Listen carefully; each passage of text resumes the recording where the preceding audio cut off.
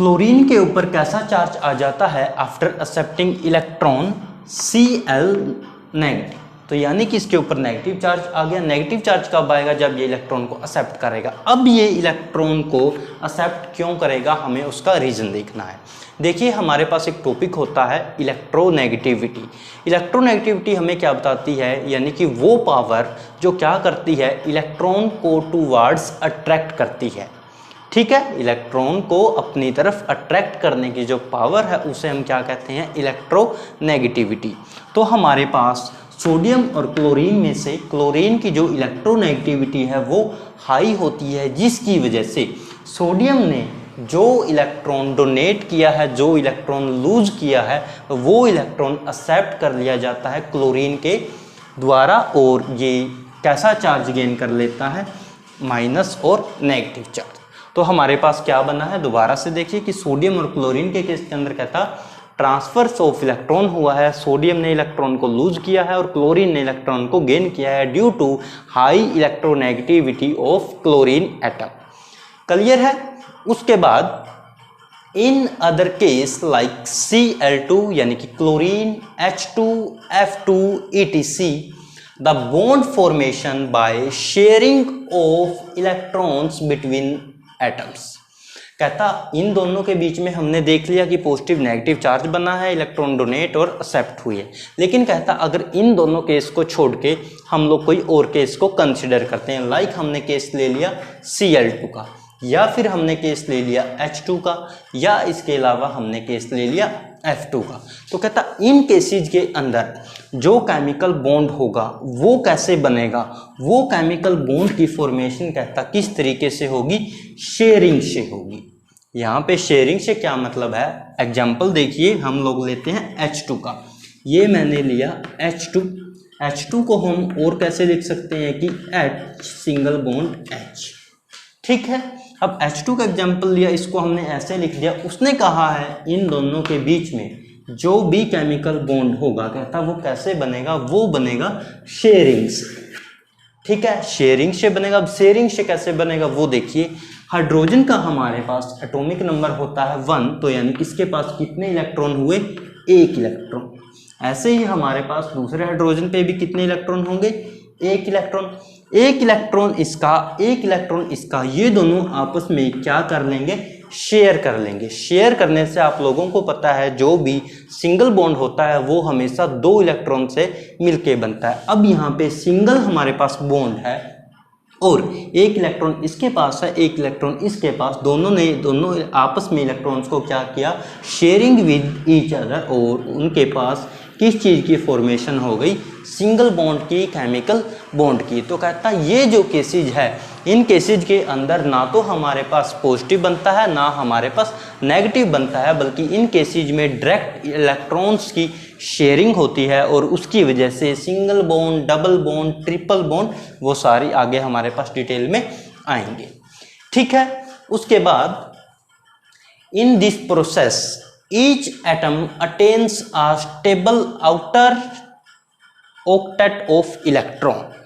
क्या कहता है कि इस प्रोसेस के अंदर हर एक जो एटम होगा वो क्या करेगा, अटेन कर लेगा, यानी कि ले लेगा, क्या लेगा, वो एक stable outer octet electron. Stable outer electron कैसे, क्या कहना चाहता है, जैसे हमने ये केस लिया, इसमें शेयरिंग हुई है इलेक्ट्रॉन्स की। अब देखिए हमारे पास हाइड्रोजन था, हाइड्रोजन का एटॉमिक नंबर 1, इस 1 की अगर मैं इलेक्ट्रॉनिक कॉन्फ़िगरेशन लिखूं तो क्या लिख सकते हैं, 1s1। ठीक है, अब s का अगर हम शेल बनाएं तो हमारे पास s के अंदर कितने इलेक्ट्रॉन्स आते हैं, मैक्सिमम इलेक्ट्रॉन्स 2 इलेक्ट्रॉन्स आ सकते हैं। 1 इलेक्ट्रॉन है लेकिन हमारे पास तो किसके अंदर, हाइड्रोजन के अंदर। तो ऐसे ही हमारे पास दूसरा आ जाएगा और उसका भी 1 आ जाएगा, दोनों की शेयरिंग हो जाएगी और दोनों में केमिकल बॉन्ड बन जाएगा। तो कहता इस तरीके से इनकी जो आउटर इलेक्ट्रॉनिक कॉन्फ़िगरेशन होगी वो क्या हो जाती है, स्टेबल हो जाती है। हालांकि इन केसेज के अंदर भी ये जो आयंस बने हैं ये भी स्टेबल रहते हैं, लेकिन शेयरिंग वाले भी स्टेबल बन जाते हैं। इसके साथ साथ ये अभी प्रोसीड भी होता है। कैसे, एक बार यहाँ तक का सारा रिपीट करते हैं जल्दी से। तो देखिए सबसे पहले हमारे पास केस आया है नोबल गैस का। नोबल गैस में उसने बताया है कि जो हमारा क्यूब है, क्यूब के 8 कॉर्नर उसने क्या कर लिए है, 8 इलेक्ट्रॉन ने ऑक्यूपाई कर लिए है एज कंपेयर टू सोडियम। फिर उसने कहा जो हमारी यहाँ इलेक्ट्रॉनिक कॉन्फ़िगरेशन होगी वो होगी स्टेबल कॉन्फ़िगरेशन, क्योंकि आपको पता है नोबल गैस के अंदर जो आउटर शेल है वो फुल फिल्ड रहता है।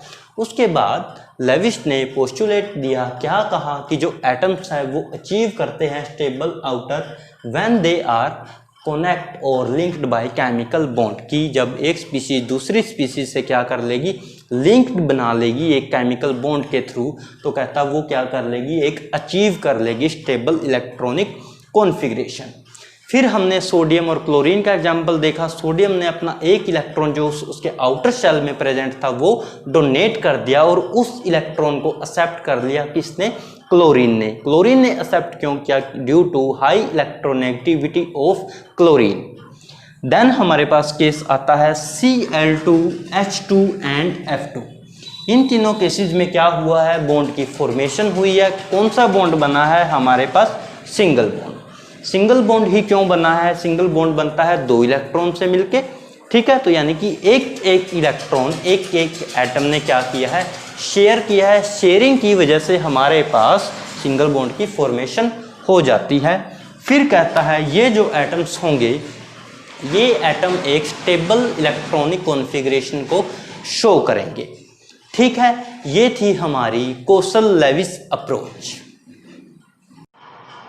नेक्स्ट टॉपिक हमारे पास आता है वैलेंस इलेक्ट्रॉन। जैसा कि हमने अभी देखा था कि केमिकल बॉन्डिंग के अंदर जो आउटर शेल में इलेक्ट्रॉन थे वो पार्टिसिपेट कर रहे थे, ठीक है। तो देखिए अब वैलेंस इलेक्ट्रॉन कहता in the formation of molecule, जब हमें किसी भी मॉलिक्यूल की फॉर्मेशन करनी है तो only outer shell electrons take part in combination. उस दौरान केवल उनके जो लास्ट शेल में इलेक्ट्रॉन होंगे वो क्या करेंगे, आपस में कंबाइन हो जाएंगे, कॉम्बिनेशन में वो हेल्प करेंगे। And they are known as valence electron, और उन इलेक्ट्रॉन्स को हम क्या कहेंगे, वैलेंस इलेक्ट्रॉन। क्या कहता है वैलेंस इलेक्ट्रॉन में कि जब हमें किसी भी मॉलिक्यूल की फॉर्मेशन करनी है उस दौरान उसके आउटर शेल में जितने भी इलेक्ट्रॉन्स होंगे वो सारे कॉम्बिनेशन में आएंगे और उन इलेक्ट्रॉन्स को हम कह देते हैं वैलेंस इलेक्ट्रॉन, ठीक है। उसके बाद हमारे पास कहता है अब ये तो आउटर शेल के इलेक्ट्रॉन हो गए जो कॉम्बिनेशन में हेल्प कर रहा है और वैलेंस इलेक्ट्रॉन हमें ने बोल रहे हैं, लेकिन अब इनके अलावा ये आउटर शेल के है तो इनर शेल के तो इलेक्ट्रॉन्स बच गए ना हमारे पास। तो inner electrons are well protected. जो इनर इलेक्ट्रॉन्स होते हैं हमेशा वो वेल प्रोटेक्टेड होते हैं and not involving in bonding, और ये बॉन्डिंग में हेल्प नहीं करते, ठीक है। उसके बाद हमारे पास आता है गिलबर्ट न्यूटन लेविस। ये एक साइंटिस्ट का नाम है गिलबर्ट न्यूटन लेविस। ये कौन थे, ये थे अमेरिकन फिजिकल केमिस्ट, यानी कि अमेरिका के थे तो अमेरिकन फिजिकल केमिस्ट यानी कि केमिस्ट्री से बिलोंग करते थे और स्पेशली कहाँ से, फिजिकल केमिस्ट्री से। सो हम इसको क्या कह देंगे, फिजिकल केमिस्ट। इन्होंने क्या किया था, give simple notation to represent valence electron in an atom. किसी भी एटम में वैलेंस इलेक्ट्रॉन को रिप्रेजेंट करने का जो तरीका था वो इन्होंने दिया था, ठीक है। और उस तरीके को, उस नोटेशन को हम लोग किस नाम से जानते हैं, लेविस सिंबल के नाम से जानते हैं। क्या कहा है, दोबारा देखिए कि गिलबर्ट न्यूटन लेविस एक अमेरिकन फिजिकल केमिस्ट थे। इन्होंने वैलेंस इलेक्ट्रॉन को रिप्रेजेंट करने के लिए एक सिंपल नोटेशन दी थी। उस नोटेशन को हम लोग जानते हैं लेविस सिंबल के नाम से। अब ये लेविस सिंबल हम लोगों को पता होना चाहिए कैसे बनेगा, ये कैसा दिखता है। तो लेविस सिंबल की हम लोग स्टडी करते हैं, वो भी किसके लिए, सेकंड पीरियड के एलिमेंट के लिए। अब ये सेकंड पीरियड के एलिमेंट कहाँ से आएंगे, पीरियोडिक टेबल से। तो पीरियोडिक टेबल में हमारे पास सेकंड पीरियड में जो एलिमेंट्स है like lithium, beryllium, boron, carbon, nitrogen, oxygen, fluorine और नियोन। तो ये हमारे पास सेकंड पीरियड के क्या हो गए, एलिमेंट्स हो गए। अब इन एलिमेंट्स को हमें क्या करना है, इनके जो वैलेंस इलेक्ट्रॉन है उनको हमें एक सिंपल नोटेशन से रिप्रेजेंट करना है, और यू कैन से कि लेविस सिंबल हमें इन एलिमेंट्स में शो करना है। तो सबसे पहले हम लोग स्टार्ट करते हैं लिथियम से। अब लिथियम में हमें ऊपर आप लोग ये देख रहे हो सिर्फ एक बनाया है, लेकिन बेरिलियम के केस में हमने यहाँ पे भी लिखा है और यहाँ पे भी। अब ऐसा क्यों है, हमने कहा है इसके वैलेंस शेल में, इसके आउटर शेल में जितने भी इलेक्ट्रॉन होंगे हमें उसको क्या करना है, रिप्रेजेंट करना है, एक नोटेशन देनी है। तो हमने इसका एक इलेक्ट्रॉन जो लास्ट शेल में बचा हुआ है, लिथियम का एटॉमिक नंबर कितना होता है, हाइड्रोजन, हीलियम, लिथियम, इसका एटॉमिक नंबर होता है 3। 3 का मतलब जब हम इसकी इलेक्ट्रॉनिक कॉन्फ़िगरेशन करें तो क्या आएगा, 1s2 2s1। तो यानी कि इसका आउटर शेल हमारे पास क्या बन गया, 2s, और उस 2s में कितने इलेक्ट्रॉन है, 1। तो अब हमें इस एक इलेक्ट्रॉन की क्या करनी है, रिप्रेजेंटेशन। तो वो हम कैसे लिख देंगे, एक इलेक्ट्रॉन इसका यहाँ पे लिख देंगे। उसके बाद लिथियम के बाद नेक्स्ट हमारे पास केस आता है बेरिलियम का। तो अब इसका एटॉमिक नंबर कितना होगा, हाइड्रोजन, हीलियम, लिथियम, बेरिलियम, तो यानी कि हमारे पास 4 की इलेक्ट्रॉनिक कन्फिग्रेशन लिखेंगे, इसका एटॉमिक नंबर 4 है, तो क्या हो जाएगा 1s2 और 2s2। ठीक है, क्या हो जाएगा इसका 1s2 और 2s2। तो यानी कि इसके आउटर शेल में कितने इलेक्ट्रॉन है, हमारे पास 2 इलेक्ट्रॉन है। अब इन 2 इलेक्ट्रॉन को हमें लेविस सिंबल के अकॉर्डिंग अरेंज करना है। तो एक इलेक्ट्रॉन हम लोग यहाँ पे लिखेंगे, एक इलेक्ट्रॉन हम लोग यहाँ पे लिखेंगे, डॉट से हम लोग इनको रिप्रेजेंट कर रहे हैं। तो ठीक है, ये जो प्रोसेस है ये कंटिन्यूटी में ऐसे ही चलती रहेगी। लाइक लिथियम हो गया, बेरिलियम हो गया, उसके बाद आता है बोरॉन, एटॉमिक नंबर इंक्रीज हो जाएगा, आउटर शेल में उसके जो इलेक्ट्रॉन्स है वो भी इंक्रीज हो जाएंगे, और यहाँ पे हो चुका है, यहाँ पे हो चुका है, अब कहाँ पे आएगा, नीचे की तरफ। ऐसे ही कार्बन के केस में 4 इसके पास क्या होते हैं, आउटर शेल में इलेक्ट्रॉन, उनको रिप्रेजेंट करेंगे, नोटेशन देंगे, लेविस सिंबल देंगे, तो एक एक इलेक्ट्रॉन इसके चारों तरफ क्या हो जाएगा, हम लोग डॉट से रिप्रेजेंट कर देंगे। सेम केस नाइट्रोजन के अंदर, सेम केस ऑक्सीजन के अंदर, फ्लोरीन के अंदर और नियोन के अंदर। तो आपको याद क्या करना है, सबसे पहले तो आप लोगों को पीरियोडिक टेबल के अंदर एलिमेंट्स को पता होना चाहिए, फर्स्ट पीरियड कौन सा है, सेकंड पीरियड कौन सा है, फर्स्ट ग्रुप कौन सा है, सेकंड ग्रुप कौन सा है, कितने हमारे पास पीरियड है, कितने हमारे पास ग्रुप है। उसके बाद आप लोगों को देखना है कि उनके एटॉमिक नंबर क्या क्या है, क्योंकि अगर आपको एटॉमिक नंबर पता होगा किसी भी एलिमेंट का तो आप उसका क्या निकाल सकते हो, उसके इलेक्ट्रॉन्स निकाल सकते हो। अगर आपको इलेक्ट्रॉन्स का पता है तो आप उसकी क्या कर सकते हो, इलेक्ट्रॉनिक कॉन्फ़िगरेशन को ईजिली लिख सकते हो। अगर आप इलेक्ट्रॉनिक कॉन्फ़िगरेशन को लिख सकते हो तो इसका मतलब आप उसके आउटर शेल में जितने भी इलेक्ट्रॉन्स होंगे उनको आप इजीली फाइंड आउट कर सकते हो। उन इलेक्ट्रॉन्स को फाइंड आउट करने के बाद हम लोग क्या करेंगे, लेविस सिंबल को यहाँ पे अरेंज कर देंगे, या उनको एक नोटेशन दे देंगे, या बोल देंगे कि उनके जो आउटर इलेक्ट्रॉन हैं उनको हमने अरेंज कर दिया है अकॉर्डिंग टू न्यूटन लेविस, जिसे हम बोल देते हैं लेविस सिंबल। तो ऑलमोस्ट हमारा यहाँ पे ये टॉपिक कंप्लीट हो जाता है। इसके बाद हमारे पास यहाँ पे आएगा सिग्निफिकेंस ऑफ लेविस सिंबल।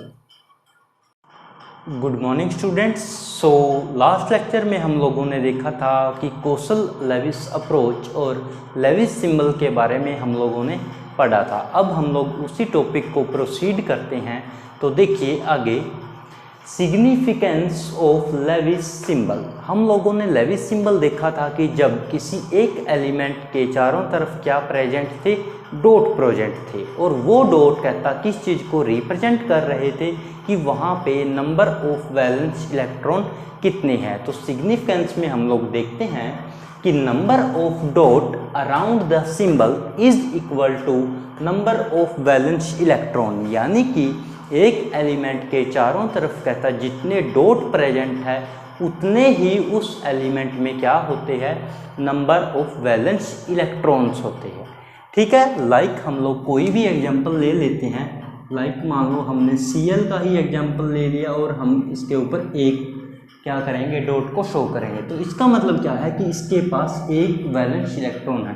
अगर मान लो हमने यहाँ पे एक यहाँ कर दिया तो अब इसके पास कितने हो गए, 2, नेक्स्ट यहाँ पे 3 और फिर नेक्स्ट यहाँ पे 4। तो ये हम लोग आपको एक कंसिडर कर रहे हैं, सपोज कर रहे हैं कि ऐसा होता है।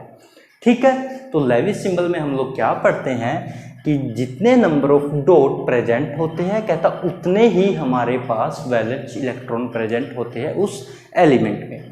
उसके बाद Kossel in relation to chemical bonding, हमने जो कौशल लेविस अप्रोच पढ़ी थी कहता उसके अंदर क्या होगा, हमें अब उसकी केमिकल बॉन्डिंग में कितनी हेल्प होती है, कितना वो अप्रोच देता है उसके बारे में बताना है।